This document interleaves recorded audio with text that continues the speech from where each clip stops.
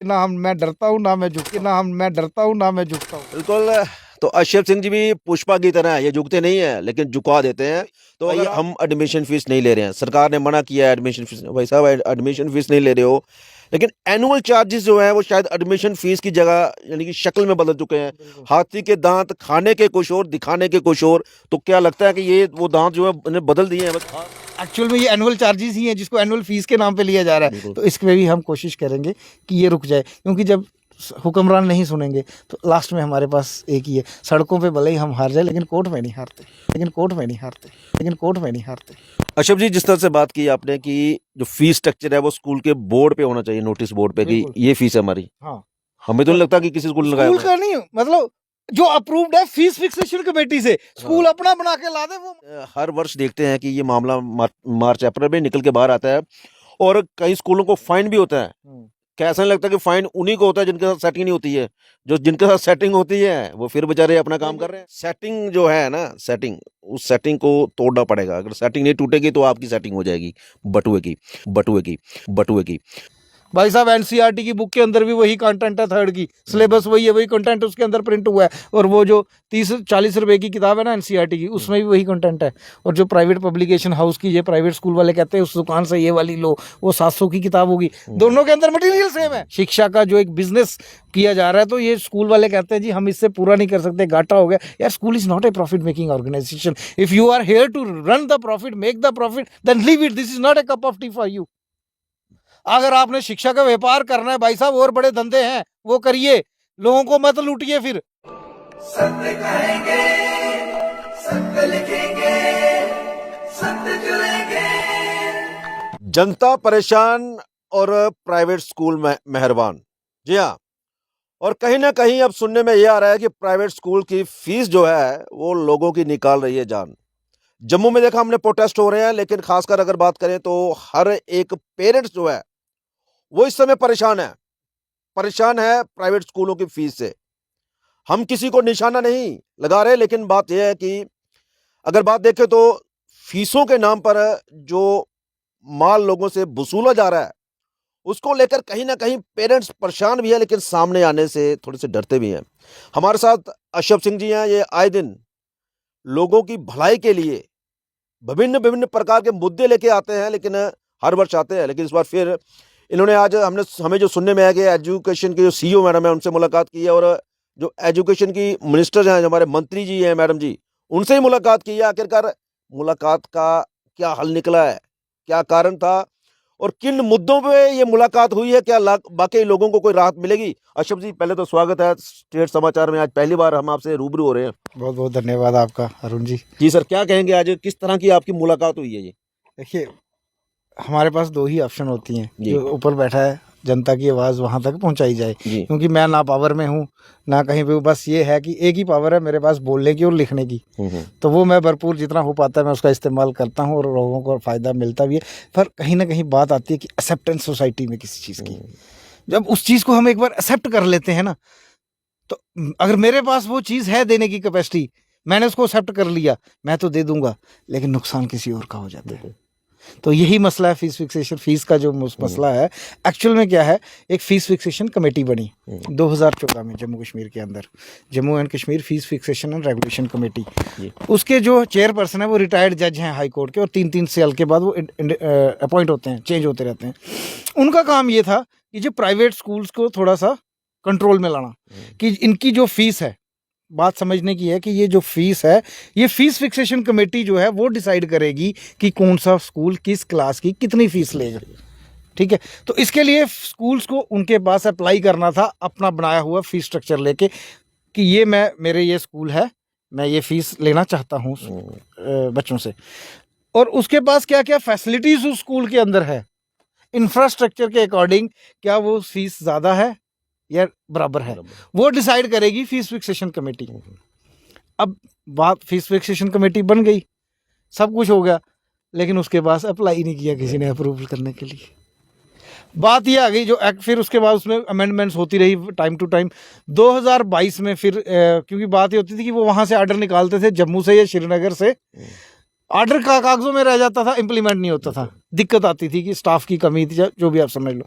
फिर उसमें अमेंडमेंट हुई और 2012 में जो इसमें एक्ट में ये डिफाइन किया गया कि डिस्ट्रिक्ट के जो सीईओज हैं they will be act as a district chairperson of the fees fixation committee, और वो जितने डिस्ट्रिक्ट के अंदर स्कूल आते हैं वो उनके ऊपर कंट्रोल जो है वो देखेंगे कि फीस स्ट्रक्चर अगर अप्रूव नहीं करवाया है, ले रहा है अगर वो fees, he has the authority to fine 2% of the annual revenue.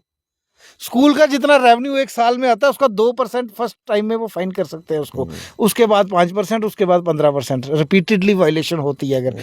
अब वायलेशन कब होगी? जब वो फीस स्ट्रक्चर अप्रूव नहीं होगा और पेरेंट्स से लिया जाएगा। अब इसमें कमी कहाँ पे है?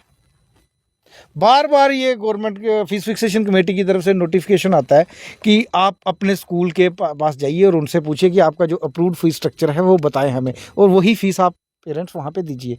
इवन कि उन्होंने ये भी कह दिया कि आपको नोटिस बोर्ड के ऊपर लगाना है फीस स्ट्रक्चर अप्रूव करवा के। अब पेरेंट्स नहीं जागेंगे तो कौन जागेगा? अब तकलीफ जिसको है वो बोलेगा ही नहीं कि मुझे तकलीफ है, तो डॉक्टर ट्रीटमेंट कैसे करेगा उसका? बिल्कुल।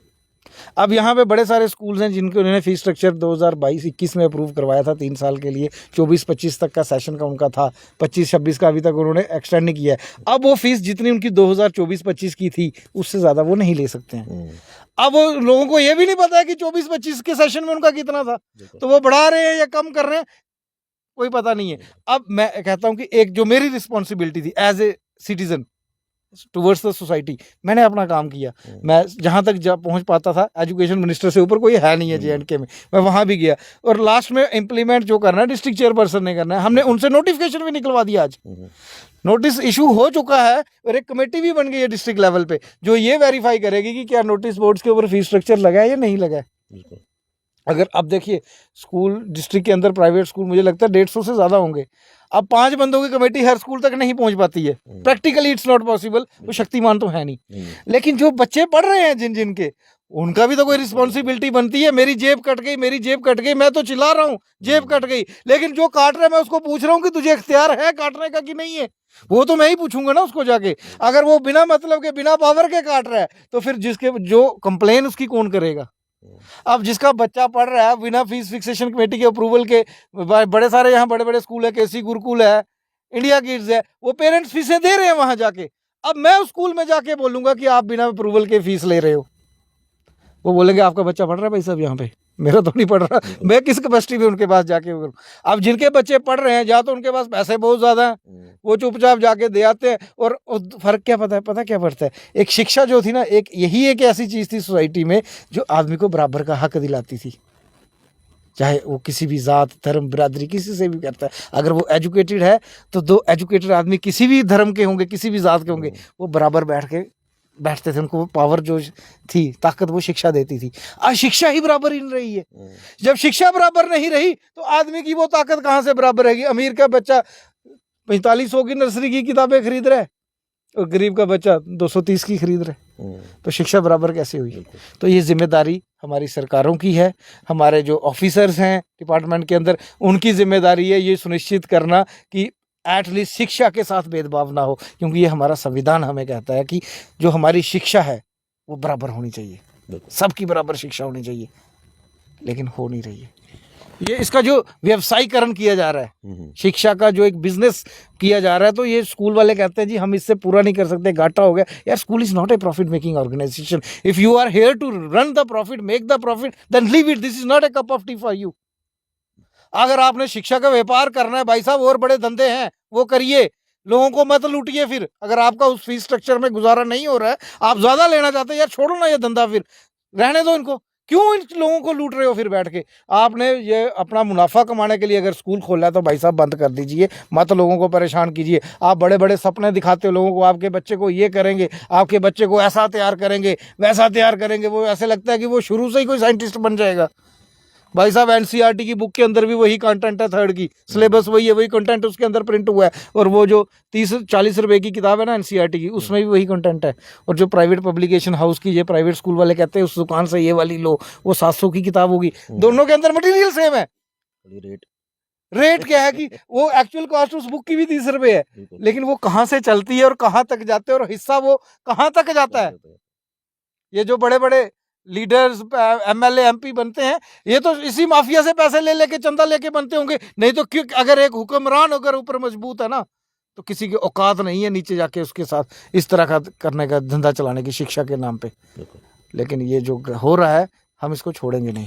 अशरफ जी, जिस तरह से बात की आपने कि जो फीस स्ट्रक्चर है वो स्कूल के बोर्ड पे होना चाहिए, नोटिस बोर्ड पे, कि बिल्कुल। ये फीस है हमारी। हाँ, हमें तो नहीं लगता कि किसी स्कूल ने लगाया स्कूल होगा। का नहीं, मतलब जो अप्रूव्ड है फीस फिक्सेशन कमेटी से, स्कूल अपना बना के ला दे वो मान्य नहीं है। अप्रूव्ड वाला होना चाहिए वहाँ पे। वो भी JKFFRC, Jammu and Kashmir fees fixation and regulation committee से अप्रूव्ड होना चाहिए। और उसमें भी दिखाओ वही नोटिस, जो अप्रूवल लेटर हमें उनसे FFRC से आई है, वही लेटर उसमें लगानी है। और उसमें सेशन भी देखना है, कौन से साल का कितना है, कौन सी क्लास का कितना, अलग अलग है।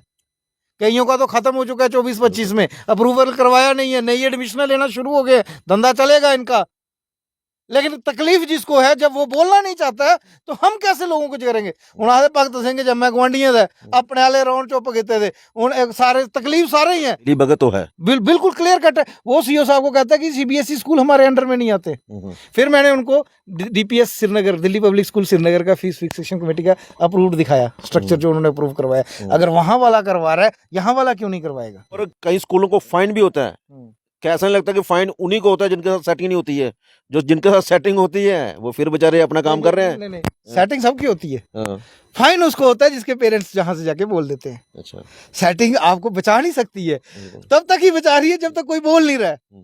जिसको तकलीफ है, अगर वो नहीं बोल रहा है तो वो फिर कहते हैं ये कोई हमारे पास कंप्लेन ही नहीं आ रही है, सेटिंग से काम चल जाता होगा, जहां तक मुझे लगता है। लेकिन जब कंप्लेन आपने कर दी ना भाई साहब, सेटिंग जितनी मर्जी होगी उनको कार्रवाई करनी पड़ेगी, तो वो कार्रवाई होती भी है फिर। लेकिन दिक्कत ये आती है कि बोलते नहीं है। उनको लगता है कि मेरे बच्चों को स्कूल से निकाल दिया जाएगा। और एक चीज़ मैं पेरेंट्स को और बताना चाहता हूँ कि एजुकेशन जो है ये कोई व्यापार नहीं है। आपके स्कूल बच्चे को स्कूल से इस बुनियाद पे नहीं निकाला जा सकता कि आपने फीस नहीं दी है, और वो भी कौन सी फीस नहीं दी है, जो अप्रूव ही नहीं है।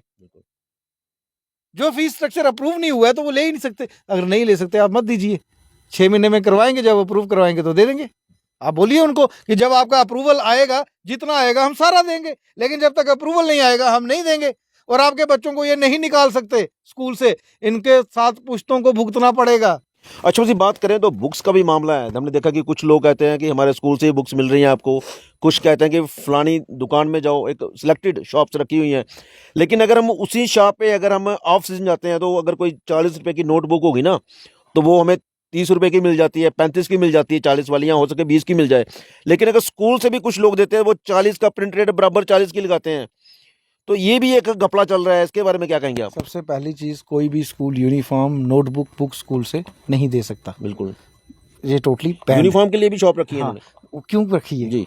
अब इसके लिए सीओ साहब ने जो आज लेटर निकाली, उसमें कमेटी बनी है, वो वेरीफाई। और फिर भी अगर किसी पेरेंट्स को दिक्कत है, नंबर्स में पब्लिश, मेरे पेज पे टीम उधमपुर एक मेरा पेज है, सोशल मीडिया पेज है, अशरफ सिंह मेरी प्रोफाइल है, उस पर मैं सभी ऑफिसर्स के नंबर पब्लिश कर दूंगा रात को। अगर आपको हो रही है परेशानी तो भाई साहब बोलिए ना, आपको तकलीफ, क्योंकि वो शक्तिमान नहीं है वो लोग कि 150 स्कूलों को 15 दिन में चेक कर लेंगे। कंप्लेन करनी पड़ेगी। कंप्लेन तो करनी पड़ेगी ना, जहां पे वो विजिट करते हैं कोई बोलेगा नहीं जी हमें कोई तकलीफ नहीं है, तो वो कार्रवाई कैसे होगी। डॉक्टर भी है, बीमारी भी है, मरीज भी है, लेकिन मरीज बता ही नहीं रहा है मुझे बीमारी मुझे है। डॉक्टर सामने बैठा हुआ है, वो मजे ले रहा है कि भाई ये तो बीमारी नहीं, मैं ट्रीटमेंट क्यों करूं, वो मुफ्त की सैलरी ले रहा है। तो ये सारी कहानी इतनी सी है। सिर्फ हंगामा खड़ा करना मेरा मकसद नहीं, मैं चाहता हूँ ये सूरत बदलनी चाहिए। मेरे सीने में ना सही, तेरे में सही, ये आग जलती रहनी चाहिए। सुप्रीम कोर्ट की एक जजमेंट आती है 2016 के अंदर कि कोई भी स्कूल जो है हर एनुअल चार्जेस फीस नहीं ले सकता, एनुअल चार्जेस नहीं ले सकता, ना एडमिशन फीस ले सकता है। अब इन्होंने क्या किया, फीस फिक्सेशन कमेटी में जाके उनको बताया कि हमारा सर्कल नहीं चलता, हम एनुअल कुछ चार्जेस लेना चाहते हैं मिनिमम अमाउंट के, हमें बिल्डिंग मेंटेनेंस, डेस्क की मेंटेनेंस ये करनी पड़ती है। अब ये एनुअल चार्जेस और एनुअल फीस एक ही चीज़ है, लेकिन नाम दो कर दिए इन्होंने। इसके लिए मैं PIL हाई कोर्ट में तैयार हो चुकी है, मैं लगाने वाला हूँ कि एक्चुअल में ये एनुअल चार्जेस ही हैं जिसको एनुअल फीस के नाम पे लिया जा रहा है। तो इसमें भी हम कोशिश करेंगे कि ये रुक जाए, क्योंकि जब हुक्मरान नहीं सुनेंगे तो लास्ट में हमारे पास एक ही है, सड़कों पे भले ही हम हार जाए लेकिन कोर्ट में नहीं हारते। अच्छा जी, जिस तरह से एनुअल चार्जेस कहते हैं ले रहे हैं मेंटेनेंस के लिए, तो फिर फीस की क्यों लेते हैं? वो एनुअल फीस उसका नाम इन्होंने बना दिया, एनुअल चार्जेस जो है ना। मंथली फीस फिर क्यों लेते हैं? मंथली फीस बंद करते फिर। मैं वही कह रहा हूँ ना, इस पूरा स्ट्रक्चर जो है, पूरा सिस्टम बिगड़ा हुआ है, तो मेरे अकेले के बस में नहीं है। मैं कहता हूँ मेरे साथ 50 लोग आके खड़ो करो, मेरे साथ चलो, चल के देखो तो सही, आप बहुत लोगों के साथ चले होंगे। एक बार आके देखिए ना, मैं डरता हूँ ना मैं झुकता हूँ और ना मैं किसी लालच में आता हूँ। ये मेरा स्टैंड है। बिल्कुल। तो अशरफ सिंह जी भी पुष्पा की तरह है, ये झुकते नहीं है लेकिन झुका देते हैं।